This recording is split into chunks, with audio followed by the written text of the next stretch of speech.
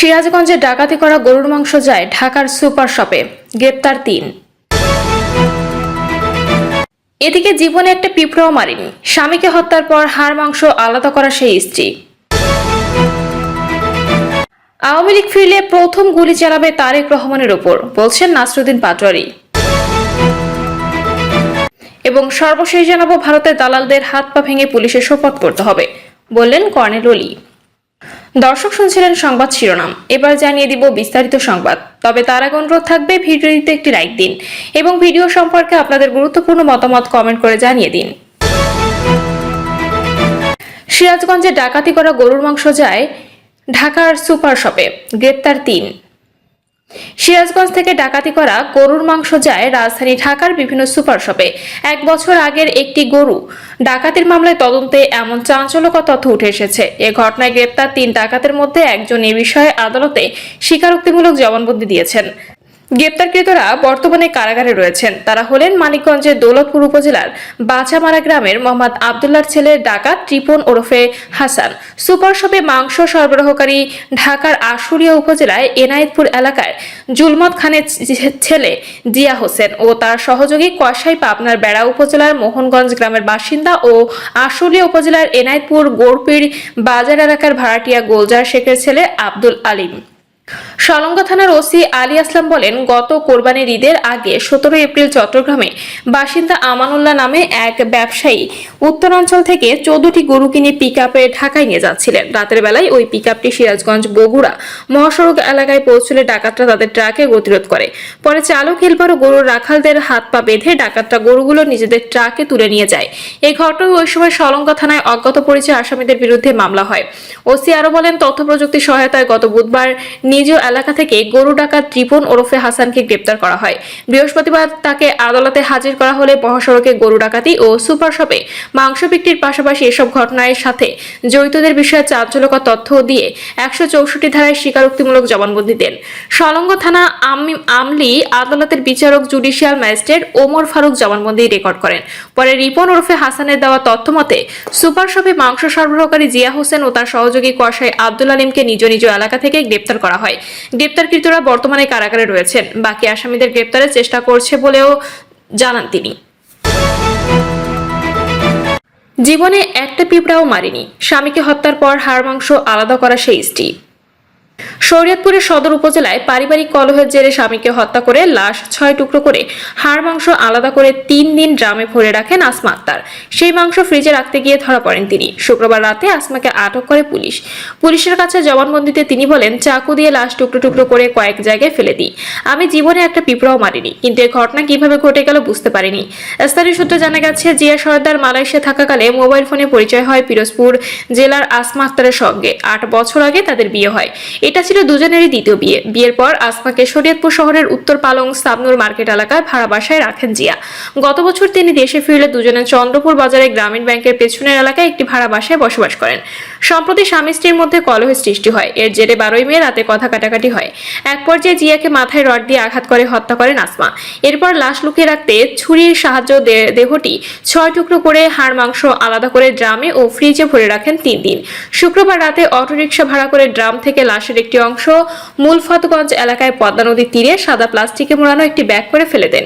এরপর বাকি অংশ বস্তায় ভরে ফেলে আসেন শরীয়তপুর পৌরসভার আটং এলাকায় বৃক্ষতলা এলাকায়। পরে দেহের মাংসগুলো শহরের উত্তর পালং সাবনুর মার্কেট এলাকায় পুরাতন ভাড়া বাসায় এক ভাড়াটিয়ার ফ্রিজে রাখতে যান। তখন তীব্র গন্ধ ছড়িয়ে পড়লে এক পর্যায়ে জরুরি সেবা 999 এর মাধ্যমে বিষয়টি পুলিশকে জানান স্থানীয়রা।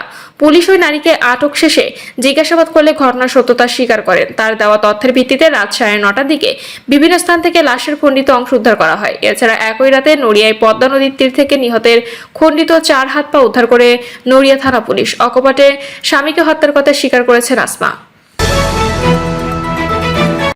আওয়ামী লীগ ফিরলে প্রথম গুলি চালাবে তারেক রহমানের উপর, বলছেন নাসরুদ্দিন পাটোয়ারি।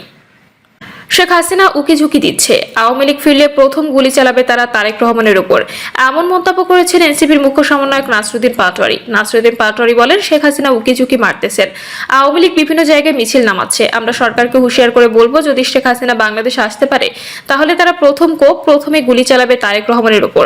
তারেক রহমানের ইতিহাসে জানা উচিত, সেই সময় তারা জিয়াউর রহমানকে হত্যা করেছিল। তিনি বলেন, যদি উনি ইতিহাস না জানেন তাহলে তার বাপের যে পরিণতি হয়েছিল একই পরিণতি সন্তানের হতে পারে। এই জন্য তারেক রহমানকে আমরা বলবো, don't two compromise with Awami League. আমরা কিন্তু একই ফ্রন্টে যুদ্ধ করছি। সরকারের দেওয়া বিভিন্ন কার্ডের সমালোচনা করে তিনি বলেন, রাজশাহী থেকে বাংলাদেশের প্রধানমন্ত্রী হয়েছেন। যিনি প্রধানমন্ত্রী হয়েছেন আজকে ভাগ্য চাকায়, উনি আমার জন্মস্থান চাঁদপুরে আর আমি ওনার জন্মস্থান রাজশাহীতে এসেছি।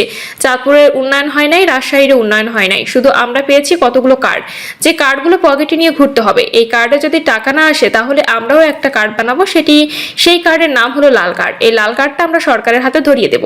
সরকারকে হুঁশিয়ারি দিয়ে নাসরুদ্দিন পাটোয়ারি বলেন, বাংলাদেশে যদি আপনি সংস্কার বাস্তবায়ন না করেন তাহলে বাংলাদেশে আপনার গদি থাকবে কিনা সেই নিশ্চয়তা আমরা দিতে পারি না। কারণ জনগণ ভোট দিয়েছে, জনগণ ম্যান্ডেট দিয়েছে। জনগণের বাক্সে যদি কেউ লাথি মারতে চায়, আমরাও তার গদিতে লাথি মারতে কোনো কুণ্ঠাবোধ করব না। ফারাক্কা লং মার্চ দিবসের কথা উল্লেখ করে তিনি বলেন, এই দিনে রাজশাহী থেকে ভারতের বিরুদ্ধে একটি বড় যুদ্ধ ঘোষণা করা হয়েছিল। এই দিবসে মাওলানা ভাসানী ভারতের বিরুদ্ধে বলেছিলেন, পানির ন্যায্য অধিকার ছাড়ব না। সেই ভাসানীর যে মার্কা ছিল তা বিএনপি চুরি করে আজকে ভারতের বিরুদ্ধে নতজানু পররাষ্ট্রনীতি অবলম্বন করেছে। যদি তোমরা ভাসানীর মার্কা নিতে পারো তাহলে তার নীতিও মেনে নিতে হবে, না হলে ভাসানীর মার্কা ফেরত দাও। তিনি বলেন, ভারতীয় যে বাহিনী রয়েছে বাংলাদেশের সিভিল ফরম্যাটে সেটা আওয়ামী লীগ। এই ভারতকেন্দ্রিক বাহিনীর সঙ্গে কোনো কম্প্রোমাইজ করা চলবে না। ভারতের সঙ্গে নতজানু পররাষ্ট্রনীতি চলবে না। যদি বলেন সবার আগে বাংলাদেশ, তাহলে সীমান্তে কিভাবে খুন হয়, নদীতে পানি না থাকায় খাল খননেরও সমালোচনা করে এনসিপি নেতা বলেন, এরা আমাদের উল্টো সায়েন্স বোঝায়। যদি খাল খনন করতে হয় তাহলে তো আগে নদীতে পানি নিয়ে আসতে হবে। এখন যদি ভারতের সামনে গিয়ে নম শুরু করে তাহলে কি আমাদের কোনো ব্যবস্থা হবে? এই জন্য সরকারকে বলবো, রাজশাহীবাসীর নদীতে আমরা পানি চাই, আমাদের জীবন বাঁচাতে হলে পানি দরকার। রাজশাহীবাসীকে বলবো, যদি পদ্মা নদীতে পানি না আসে আপনারা ঢাকায় যাবেন, ভারতের দিকে লং মার্চ করবেন। ভারতের দালালদের হাত পা ভেঙে পুলিশের সোপর্দ করতে হবে, বললেন কর্নেল অলি। ভারতের দালালদের হাত পা ভেঙে পুলিশের সোপর্দ করার পরামর্শ দিয়েছে লিবারেল ডেমোক্রেটিক পার্টির চেয়ারম্যান ডক্টর কর্নেল অলি আহমেদ বীর বিক্রম। গণভোটের রায় বাস্তবায়ন, জনদুর্ভোগ লাঘব ও পদ্মার পানির ন্যায্য হিসাব দাবিতে এই সমাবেশের আয়োজন করা হয়। সমাবেশে কর্নেল অলি বলেন, বিদেশি দালালদের কারণে আমরা গত 19 বছর অনেক কষ্ট পেয়েছি। এই দালালদের চিহ্নিত করতে হবে, তাদের হাত পা ভেঙে দিয়ে পুলিশের সোপর্দ করতে হবে। অলি আহমেদ বলেন, এখানে দেখতে হবে শুভেন্দুর কোনো ফলোয়ার আছে কিনা। এই গরুটা ক্ষমতায় আসার পরে বাংলাদেশের বিরুদ্ধে হুমকি দিচ্ছে, যুদ্ধ ঘোষণা করব, বাংলাদেশ দখল করে নেব। এটা কি তোমার বাপের দেশ, তুমি দখল করে নিবা? আর আমরা যদি বলি আসাম, ত্রিপুরা, মেঘালয়, 7 সিস্টার্স সব দখল করে নেব, তখন কি বলবা? আমরা তো সেটা বলছি না, আমরা বলি আমাদেরকে শান্তিতে থাকতে দাও। তুমি তোমার ঘরে শান্তিতে থাকো, তোমার ব্যাপারে আমরা কোনো হস্তক্ষেপ করব না। এটা তোমাদের অভ্যন্তরীণ ব্যাপার, কিন্তু তোমরা প্রতিনিয়ত আমাদের অভ্যন্তরীণ ব্যাপারে হস্তক্ষেপ করে যাচ্ছ। অলি আহমেদ আরো বলেন, বাংলাদেশকে অশান্ত করার ব্যাপারে ভারত এখন নতুন পদক্ষেপ নিয়েছে। শহীদ রাষ্ট্রপতি জিয়াউর রহমানের সময় কাদের সিদ্দিকী সহ আওয়ামী লীগের অসংখ্য নেতাকর্মী ভারতে আশ্রয় নিয়ে ব্রাহ্মণবাড়িয়া থেকে ময়মনসিংহ পর্যন্ত বর্ডার অস্থিতিশীল করেছিল। এটাকে ঠিক করতে আমাদের অনেক কষ্ট হয়েছে। তৎকালীন ভারতের প্রধানমন্ত্রী সে খুব ভালো লোক ছিলেন, ভদ্রলোক ছিলেন, উনি এই সমস্যা নিজেই সমাধান করেছিলেন। কিন্তু এখন ভালো লোক, ভদ্রলোক ভারতের ক্ষমতায় নেই। মুসলমানদের নামাজ পড়তে দিচ্ছে না, মসজিদ ভেঙে দিচ্ছে, ঘরবাড়ি জ্বালিয়ে দিচ্ছে। আমাদের দেশে তো কোনো ঘটনা ঘটে না, কারণ আমরা আমার নবীর উম্মত, আল্লাহর বিধান আমরা মেনে চলি। দেশের নানা সংকটের কথা তুলে ধরে এলডিপি চেয়ারম্যান বলেন, বাংলাদেশে এখন বিদেশি বিনিয়োগ বন্ধ। যে সমস্ত বড় প্রতিষ্ঠান আছে তারাও নিজেদের কার্যক্রম গুটিয়ে নিচ্ছে। তাহলে আমাদের ছেলেমেয়েরা কোথায় যাবে? দেশে দুর্ভিক্ষের আশঙ্কা, জনগণ দুঃসহ জীবন যাপন করছে। পত্রিকা খুললেই দেখবেন প্রতিনিয়ত হত্যাকাণ্ড করছে। মানুষের মনে যত অশান্তি হয়, মানুষ যখন সমস্যায় জর্জরিত হয়, সে তখন তার ডান বাম দেখে না। অলি আহমেদ বলেন, প্রধানমন্ত্রীকে বুঝতে হবে তিনি বিকাশ সমস্যা কিভাবে সমাধান করবেন, প্রতিবেশী ভারতকে কিভাবে সামাল দেবেন। ওনার দলের লোকজন যে চাঁদাবাজি করছে তার কারণে দ্রব্যমূল্য বাড়ছে, তাদের তালিকা করে ব্যবস্থা নিতে হবে। ওনাকে চিন্তা করতে হবে, আমরা কোনো সমস্যা করছি না। গত 50 বছরে আমরা যে সমস্ত ভুলভ্রান্তি সংবিধান প্রশাসনে দেখেছি সেগুলো ঠিক করার জন্য আপনাকে অনুরোধ করছি। প্রিয় দর্শক, এই ছিল এখনকার সর্বশেষ সংবাদ। আপডেট সব সংবাদ পেতে চ্যানেলটি সাবস্ক্রাইব করে বেল আইকনটি ক্লিক করে রাখুন।